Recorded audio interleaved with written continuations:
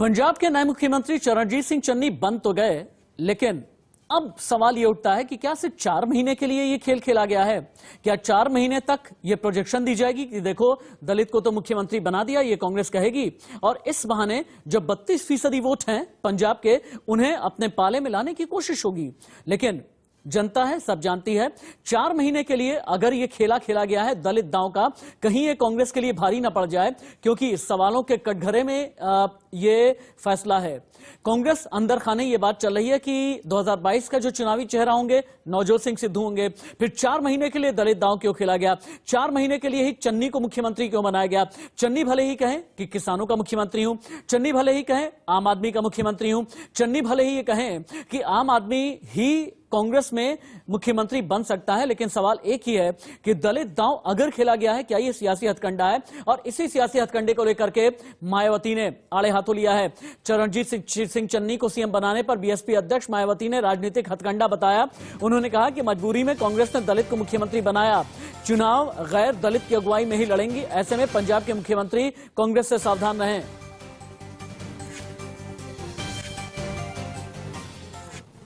सबसे पहले मैं हार्दिक बधाई एवं शुभकामनाएं देती हूं, लेकिन ये बेहतर होता कि यदि कांग्रेस पार्टी पहले ही इनको पूरे 5 वर्ष के लिए यहाँ का मुख्यमंत्री बना देती, किंतु अब कुछ ही समय के लिए इनको पंजाब का मुख्यमंत्री बनाना, तो इससे तो ये लगता है कि ये केवल इनका कोरा चुनावी हथकंडा है, इसके सिवाय कुछ भी नहीं है।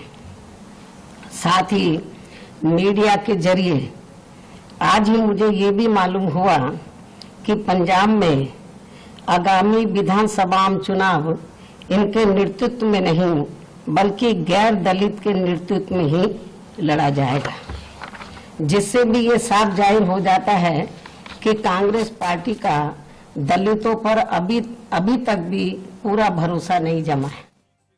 मायावती का ये कहना है कि कांग्रेस का दलितों पर पूरा भरोसा नहीं है, क्योंकि मायावती ये अच्छे तरीके से जानती हैं कि पंजाब में दलित वोट बैंक को अगर साधना है तो जबान पर तो दलित की बात करनी होगी। एक दलित को अगर कांग्रेस ने मुख्यमंत्री बना दिया तो ऐसे में मायावती ने आड़े हाथों लिया है। हालांकि पहले बधाई दी, लेकिन उसके बाद आड़े हाथों लेते हुए ये कहा कि ये चुनावी हथकंडा है। क्या वाकई ये चुनावी हथकंडा है? 4 महीने का दलित दांव, कहीं कांग्रेस के उखाड़ ना दे पांव।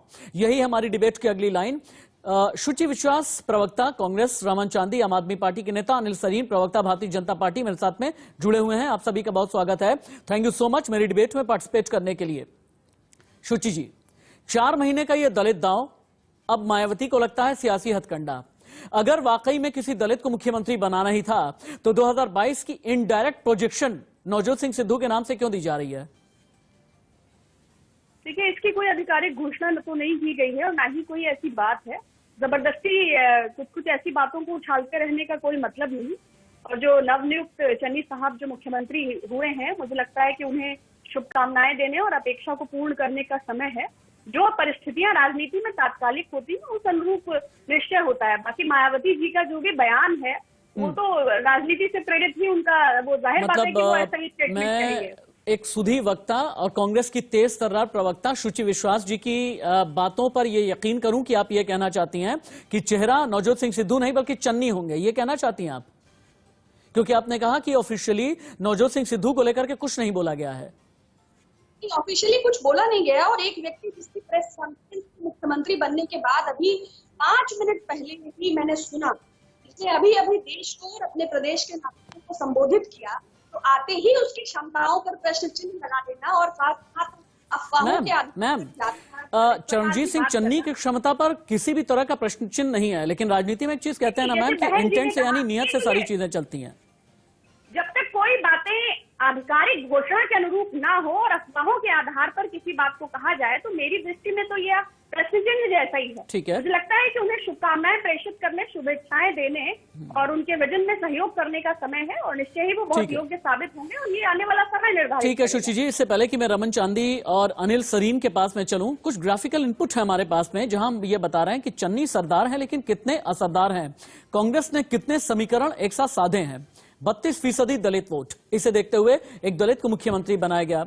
रंधावा पर सिद्धू नाराज थे लेकिन नाराजगी थमी दलित वोट के सहारे। बीजेपी आम आदमी पार्टी के दलित सीएम का तोड़ चरणजीत सिंह चन्नी के नाम से निकाला जाएगा। सिद्धू 2022 की तैयारी करेंगे और प्रोजेक्शन यह दिया जाएगा कि देखिए हमने एक दलित को मुख्यमंत्री बना दिया है, भले ही 4 महीने के लिए, लेकिन चन्नी चेहरा है, सिद्धू की सरकार होगी क्या?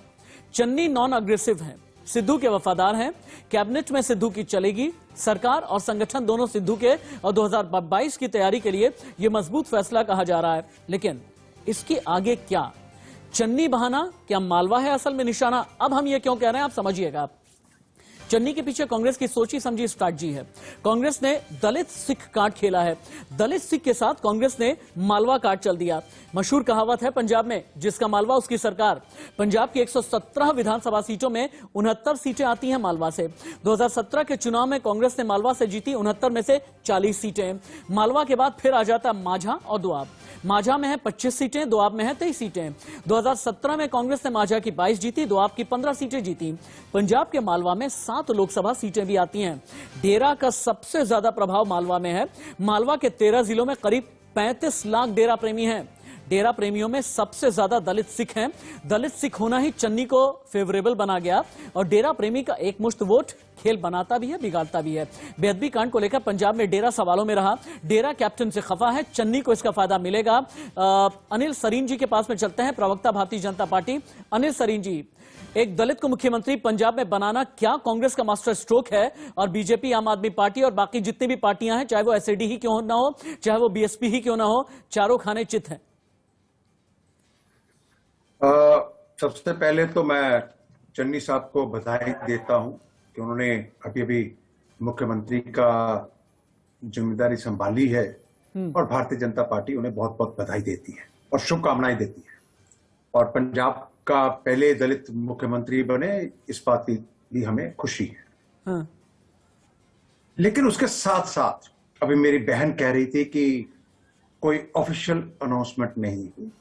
शायद मेरी बहन ने हरीश रावत जी का बयान नहीं सुना जो उन्होंने कल मीडिया को दिया रात को, और आज के समाचार पत्रों में बहुत प्रमुखता से छपा कि 2022 का चुनाव नवजोत सिंह सिद्धू की अगुवाई में लड़ा जाएगा। इसका क्या मायना? क्या चन्नी जी को एक स्टॉप गैप अरेंजमेंट के तहत केवल मात्र 6 महीने के लिए मुख्यमंत्री बनाया गया है? ये एक बहुत बड़ा प्रश्न चिन्ह। शुचि जी जवाब दें, क्या चन्नी को सिर्फ स्टॉप गैप अरेंजमेंट के तौर पर? ठीक है, अपनी बात पूरी कर लें, अपनी बात पूरी कर लें। मेरी बात पूरी कर लीजिए। अगर उनके बयान को, क्योंकि हरीश रावत जी पंजाब के प्रभारी हैं, आप उनके बयान को दरकिनार तो कर नहीं सकते। उन्होंने कहा, और मैं ये कहता हूं कि ये दलित प्रेम जो है केवल एक इसको क्या शब्द दें कि एक छलावा किया है कांग्रेस। ठीक है। शुचि जी, आपका दलित प्रेम छलावा है। अनिल जी, टीवी की अपनी बाध्यताएं होती हैं, एक बार शुचि जी को सुन लेते हैं। शुचि जी, आपका दलित प्रेम छलावा है, जवाब दें, उसके बाद मुझे अनिल सरीन के पास भी जाना है। देखिए, दलित प्रेम छलावा तब हो जब मोहन भागवत जी जैसे चरण भंगवाते हैं और मोदी जी जो सफाई कर्मचारियों को समय समय पर हमने देखा जो इलाहाबाद की तस्वीरें हैं। तो दलित प्रेम का छलावा किसे कहते हैं? ये मनुस्मृति के सिद्धांतों के पोषक हमें ना समझाएं। हम वही है जिसने एसटी एक्ट लाया और पूरे देश में दलितों, वंचितों और शोषितों को कानून देने के माध्यम से मजबूत किया। तो हमें ये प्रमाणित करने की आवश्यकता बीजेपी के प्रतिनिधि को नहीं। दूसरी बात, एक उन्होंने खास बात कही कि हरीश रावत जी ने कल शाम को जो स्टेटमेंट दिया, देखिए कल शाम को तो ये भी चल रहा था कि तो बाजवा हैं, तो अंबिका सोनी जी हैं, तो सिद्धू जी हैं। देखिए, संगठन और सरकार एक दूसरे के पूरक होते हैं। शब्दों को तोड़ मरोड़ कर कहने से उनके अर्थ को अनर्थ किया जा सकता है। तो सिद्धू जी संगठन के, लेकिन अगर एक मुख्यमंत्री है 4 महीने के बाद आप ये कहने लगे कि इस मुख्यमंत्री के चेहरे के साथ में चुनाव में नहीं जाएंगे, हम जाएंगे नवजोत सिंह सिद्धू के चेहरे के साथ में, जैसा कि हरीश रावत ने कह भी दिया है, तो आपको लगता नहीं कि एक सीएम के चेहरे को, एक सीएम के पद को डिमीन करने वाली बात है? लेकिन डिमीन करने के साथ ही साथ मालवा पर नजर है, डेरा पर नजर है, दलितों पर नजर है। और क्यों ये कहते हैं कि पंजाब में डेरा साधे सब सधे? इससे पहले कि हम रमन चांदी के पास में जाएं, आप समझिए, कई डेरे हैं पंजाब में और 35 लाख डेरा प्रेमी है पंजाब में अकेले। इनमें कितने डेरे हैं आप समझें।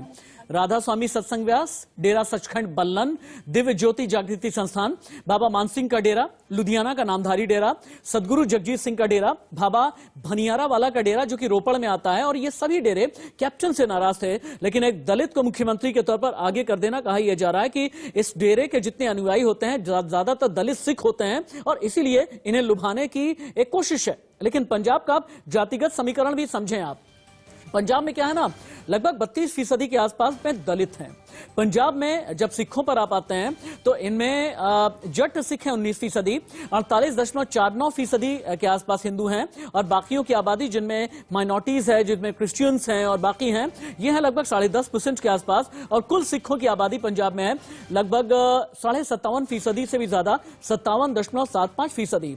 लेकिन इसका क्या करें कि विवादों में चन्नी हमेशा रहे हैं। चन्नी कब कब विवादों में रहे आप समझिए। जब चन्नी कैप्टन अमरिंदर सिंह सरकार में मंत्री थे, इनके बारे में यह कहा जाता है कि सिक्का उछाल करके पोस्टिंग किया करते थे। ये कैप्टन और चन्नी के बीच में तकरार थी, अमरिंदर के साथ रह करके भी बगावत कर दी। और जैसा कि बीजेपी का अमित मालवीय ने कहा है कि मीटू में इनका नाम सामने आया था, ग्रीन बेल्ट इन्होंने तोड़ दी, सड़क बना दी ग्रीन बेल्ट तोड़ करके, हाथी की सवारी की थी अंधविश्वास के छलावे में आकर के। पैचवर्क वाला जो बयान था, जो शिरोमणि अकाली दल वालों ने जब सवाल पूछे थे और इन्होंने कहा था कि पैचवर्क कर रहे हैं अभी कैप्टन अमरिंदर सिंह, इसकी वजह से बहुत ज्यादा विवादों में रहे थे। और इनके बारे में यह कहा जाता है कि पीएचडी एंट्रेंस भी पास कभी भी चन्नी कर नहीं पाए हैं। रमन चांदी के पास में चलते हैं। रमन चांदी जी, अरविंद केजरीवाल और पूरी आम आदमी पार्टी की नजर थी कहां पर? मालवा पर। अरविंद केजरीवाल की नजर है दलित वोट पर, आम आदमी पार्टी की नजर है पंजाब पर, आम आदमी पार्टी की नजर है किसानों पर, आम आदमी पार्टी का कार्ड है फ्री की बिजली, आम आदमी पार्टी का कार्ड है फ्री का पानी। लेकिन ये सारा कार्ड एक ही मास्टर स्ट्रोक में कांग्रेस ने हाईजैक कर लिया है। आप कैसे देखते हैं? जी धन्यवाद सर। सबसे पहले तो मैं पंजाब के नए चीफ मिनिस्टर सरदार चरणजीत सिंह चन्नी जी को अपनी तरफ से बधाई और शुभकामनाएं देता हूं और परमात्मा से ये आस करता हूं कि वो पंजाब के लिए कुछ अच्छा करेंगे। ठीक है। मैं सबसे पहले ये पूछना चाहता हूं कि अभी अभी उन्होंने जो प्रेस कॉन्फ्रेंस की है, उन्होंने प्रेस कॉन्फ्रेंस के बीच में एक शब्द बोला था, हाई कमांड के अनुसार। क्यों, आपका हाई कमांड नहीं है क्या? अरे आपका हाई कमांड नहीं है क्या? देखिए हमारा हाई कमांड तो है, लेकिन वो पंजाब की प्रॉब्लम्स बता रहे थे कि ये काम मैं आने वाले समय में करूंगा हाई कमांड के अनुसार। क्या उनका दिमाग नहीं है? High command. अरे पॉलिटिकल मैनेजमेंट कैसे चलता है? एक हाई कमांड का आदेश होता है, पॉलिटिकल मैनेजमेंट ऐसे ही तो होता है ना।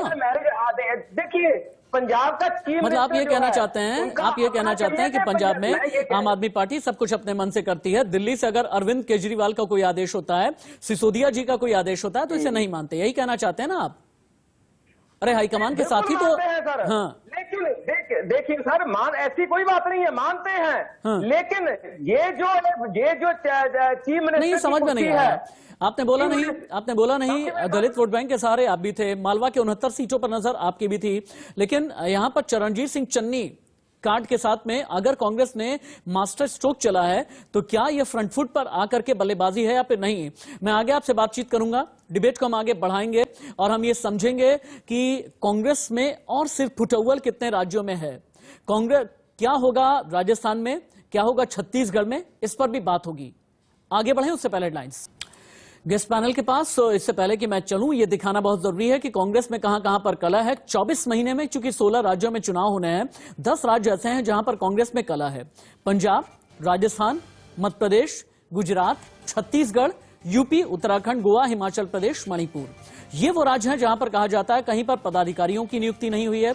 ये वो राज्य हैं जहां पर यह कहा जाता है कि महत्वाकांक्षाएं बहुत ज्यादा हिलोरें मार रही हैं और इनमें भी 2 राज्यों पर इस वक्त पूरे हिंदुस्तान की नजर टिकी हुई है। शुचि जी, पंजाब की कला 3-4 महीने के लिए फिर भी आप लोगों ने सुलह में तब्दील कर ली है, लेकिन राजस्थान या छत्तीसगढ़ में क्या कुछ बड़ा होने वाला है? क्योंकि टीएस सिंहदेव दिल्ली का भ्रमण कर रहे हैं, कभी बघेल वो भी दिल्ली के दौरे पर आते हैं, सब कुछ ठीक है ना? जी बिल्कुल ठीक है, बस ये बीजेपी द्वारा क्रिएट एक नैरेटिव है, क्योंकि लोकतांत्रिक ढंग से चुनी गई सरकारों की गिराने की प्रक्रिया में माननीय प्रधानमंत्री जी और मुख्यमंत्री जी स्वयं लिप्त रहते हैं। और ये क्लीन स्लेट वाला, कभी पुष्कर सिंह धामी, कभी बोम्मई साहब, कभी येदुरप्पा, कभी रूपानी जी, कोशिशें तो उत्तर प्रदेश में भी होती रहती हैं। अभी कल भी गोरखपुर में जो पोस्टर लगाया आर के शर्मा साहब ने, उसमें योगी जी नहीं थे, फिर वहां से चलता कि ये वहां अरविंद जी, तो जो खुद अपना घर नहीं संभाल पा रहे हैं, विपक्ष को, देखिए सत्ता पक्ष को बहुत भली भांति पता है कि उनके विजय रथ और सुमेध यज्ञ को, घोड़े को रोकने का अगर सामर्थ्य है तो वो सिर्फ और सिर्फ कांग्रेस पार्टी में। तो एक नैरेटिव ऐसा क्रिएट करते रहते हैं, बाकी विपक्ष में लोगों का आना या जाना ये अनिल जी, आप तो पॉलिटिकल नैरेटिव सेट करते हैं, पहले तो इसका जवाब दीजिए और साथ ही ये बताइए कि क्या कैप्टन अमरिंदर सिंह, चूंकि उनके बारे में ये कहा जाता है कि गृहमंत्री अमित शाह के साथ पहले भी कई मीटिंग हो चुकी है और गृहमंत्री अमित शाह के साथ उनकी करीबी है, कैप्टन क्या आप लोगों के हाथ से खेलेंगे? क्या कैप्टन नाम का खेला वाया भारतीय जनता पार्टी होगा पंजाब में? देखिए, भारतीय जनता पार्टी किसी भी राजनीतिक पार्टी की तोड़फोड़ में विश्वास नहीं रखती, और जो मेरी बहन कह रही है, इनको अपना घर संभाला नहीं जाता। अगर वहां पर छत्तीसगढ़ में असंतोष है और पंजाब में ये जो खेला हुआ है इनका, नवजोत सिंह सिद्धू को किसका आशीर्वाद था? जिनके जो पार्टी की सरकारों में प्रॉब्लम आ रही है या पार्टी में प्रॉब्लम आ रही है, वो इनके कमजोर नेतृत्व के कारण आ रही है। ठीक है, ये राहुल गांधी जैसे इनएक्सपीरियंस्ड आदमी को थोपना चाहते हैं, और जो एस्टेब्लिश्ड लीडरशिप स्टेट्स में है वो उसको बर्दाश्त नहीं कर रही। समस्या तो यहाँ है, असल समस्या सोनिया गांधी ग्रुप और राहुल प्रियंका ग्रुप में अंदर है। यानी आप ये कहना चाहते हैं कि कैप्टन कभी भी भाजपाई नहीं होंगे, ये एकदम क्लियर कर दिया है आपने? नहीं, इसमें कोई प्रश्न ही नहीं। वो कांग्रेस में है भाई, कांग्रेस के मुख्यमंत्री रहे हैं, आगे भी फ्यूचर में कभी भी बीजेपी के दरवाजे कैप्टन के लिए नहीं खुले हैं। तो जो पंजाब में भी जो आपस में क्लेश हुआ, वो तो राहुल गांधी वर्सेस सोनिया गांधी का था। मेरे डिबेट का वक्त पूरा हो गया। आप तीनों ही मेहमानों को बहुत बहुत शुक्रिया, लेकिन कुछ ग्राफिकल इनपुट मैं दिखाऊंगा और उसके बाद मैं ब्रेक पर जाऊंगा, जहां पर कांग्रेस को किस तरह से कैप्टन का कांटा लगा है और कांग्रेस के लिए आगे कितना चैलेंजिंग टास्क रहेगा जब तक कैप्टन का खतरा मंडराता रहता है। क्योंकि 25 कांग्रेस विधायकों का सपोर्ट है कैप्टन के पास में, पार्टी में असंतोष है, कांग्रेस छोड़ी तो बदला लेंगे, बगावत करेंगे, बगावत करवाएंगे। 6 महीने के बाद चुनाव है, बीजेपी इसमें मौका तलाशेगी, अमित शाह से करीबी उनकी है, नए मुख्यमंत्री के लिए कांटों भरी कुर्सी होने वाली है, यानी चन्नी के लिए, जब तक कैप्टन अमरिंदर सिंह की बगावत है। एक और चीज आपके लिए बताना जरूरी है कि बीजेपी के शॉट में कांग्रेस कैसे हिट विकेट हो गई है। अब ये समझिए आप, 6 महीने 4 राज्य 5 मुख्यमंत्री बदले बीजेपी ने, कांग्रेस ने पंजाब में साख बचाई है, लेकिन असल में गुजरात, कर्नाटक, उत्तराखंड, असम, पंजाब के बाद अब बारी यह है, कहा यह जा रहा है कि अब राजस्थान और छत्तीसगढ़ में बड़ा चैलेंज कांग्रेस के लिए है। इस चैलेंज से कांग्रेस कैसे निपटेगी? दलित दांव अगर सियासी हथकंडा है तो इसका जवाब कांग्रेस क्या देगी आगे आने वाले चुनाव में, यह भी वक्त बताएगा, वक्त तय करेगा। एक ब्रेक, कहीं मत जाइएगा।